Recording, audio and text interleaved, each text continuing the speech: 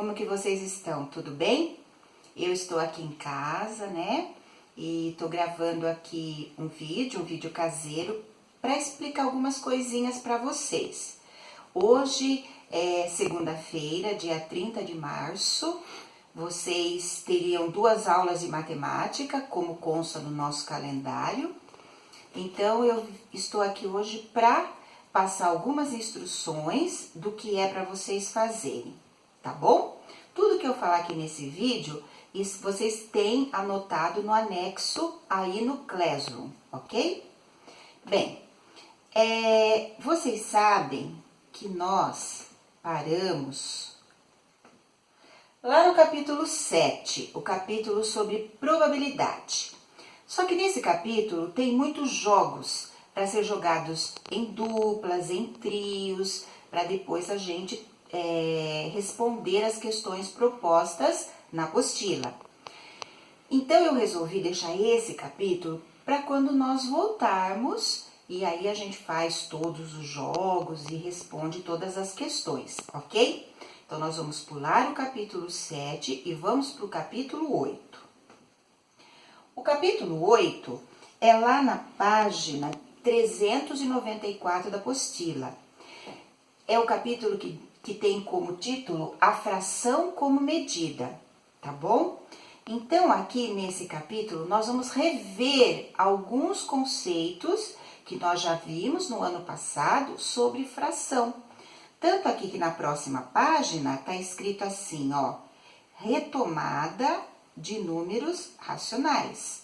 Lá na página 395, retomada de números racionais. Então, nós vamos ver os números racionais, aqueles números que todos os números que a gente consegue escrever na forma de fração, os números decimais e tudo mais, que nós já vimos, como eu já disse, no ano passado. Então, aqui, a gente vai... Deixa eu diminuir aqui. A gente vai relembrar aqui, eu coloquei uma fração. A fração 3/4. Lembram-se que eu expliquei para vocês que o número de cima se chama numerador e o número que fica embaixo se chama denominador. Até a gente fazer assim, ó, número de cima, numerador, debaixo, denominador. Isso é muito importante que vocês saibam para fazer os exercícios. Aqui eu coloquei para vocês, ó, uma fração de uma certa quantidade. Por exemplo, se eu tenho 2/5, eu quero 2/5 de 15 lápis. Então, eu tenho 15 lápis, quero separar 2/5. Como que eu faço? Eu pego os 15 lápis e separo eles, divido eles em 5 grupinhos. Então, eu vou fazer 15 dividido por 5, igual a 3. Cada grupinho vai ter 3 lápis. Só que eu quero 2/5, não apenas 1/5, 2/5. Então, eu pego 3 e multiplico por 2. 3 vezes 2, 6. Tem bastante exercício para fazer disso também. Frações equivalentes, lembram-se? Então, eu tenho a fração 5/4. Uma fração equivalente a ela é 10/8. Ou seja, eu multipliquei o 5 por 2, multipliquei o 4 por 2 também. Então, toda vez que você tem uma fração e multiplica tanto o numerador como o denominador por o mesmo número, você encontra uma fração equivalente a ela. 5 dividido por 4 é a mesma coisa que 10 dividido por 8. 20/16. Eu multipliquei aqui o 10 por 2 e o 8 por 2 também. Ou, multipliquei aqui o 5 por 4 e o 4 por 4. Estão vendo? Quero mais uma fração equivalente. Eu achei aqui, ó, 15/12. Multipliquei o 5 por 3, multipliquei o 4 por 3, ok? Aqui, outro exercício também que tem muito sobre frações equivalentes é quando você tem que descobrir ou o numerador ou o denominador. Nesse caso aqui, a gente tem que descobrir o denominador. 12/8 é igual a 6 por quanto aqui? O 12 não foi dividido por 2 para dar 6? Então, eu pego 8, divido por 2 4. 12 oitavos é equivalente, é igual a 6 quartos. Outra coisa que a gente tem que relembrar é fração irredutível.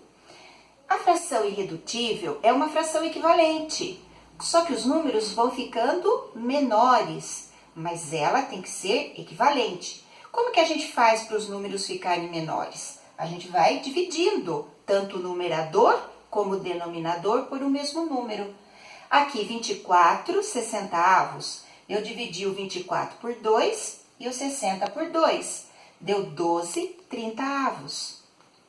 Aqui, 12 trintaavos. Eu dividi o 12 por 6 e o 30 por 6. Deu 2 quintos. Quando eu tenho essa fração aqui, 2 quintos, eu não consigo dividi-la, tanto o numerador como o denominador, por o mesmo divisor que não seja o 1. Então, a gente diz que o 2 e o 5 são primos entre si. Quando os números aqui, no final, são primos entre si, não dá mais para a gente dividir por um número que não seja o 1, o número comum, tanto no numerador como no denominador, a gente já encontrou a fração irredutível. Transformar a fração em um número decimal e em porcentagem. Para transformar uma fração em número decimal, basta fazer a divisão, não é mesmo? 3 quintos. Basta você pegar o 3 e dividir por 5, vai dar 0,6. Então, eu transformei a fração 3 quintos num número decimal, 0,6. E como que eu transformo isso em porcentagem? Você pode ler a fração, né? Aqui ler o número decimal. Aqui seria 6 décimos, que é a mesma coisa que 60 centésimos, 60%. Ou pegar esse número decimal e multiplicar por 100, também vai dar a mesma coisa, 60%.